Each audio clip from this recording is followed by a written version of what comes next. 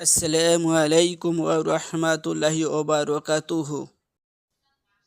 আজকে আমরা দোয়া শিখব। রাসূলুল্লাহ সাল্লাল্লাহু আলাইহি ওয়াসাল্লাম রুকুতে এবং সিজদায় যে দোয়াগুলো পড়তেন সে দোয়া আমরা শিখব, আমল করার চেষ্টা করব ইনশাআল্লাহ। রুকুর দোয়া। সুবহানা রাব্বিয়াল আযীম।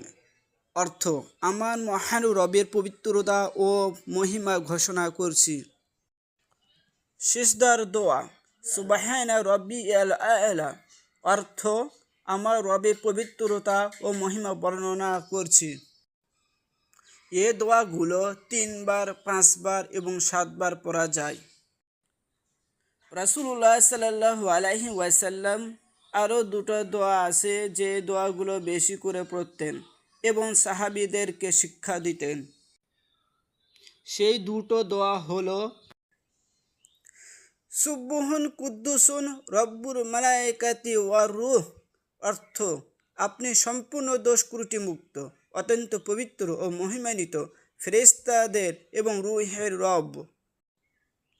পরের দোয়া হলো: সুবহানাকাল্লাহুম্মা রাব্বানা ওয়া বিহামদিকা আল্লাহুম্মা ইগফিরলি। এর অর্থ হচ্ছে: হে আল্লাহ, আমাদের রব, আপনার পবিত্র ও মহিমা ঘোষণা করছি আপনার প্রশংসা সহ। হে আল্লাহ, আপনি আমাকে মাফ করুন।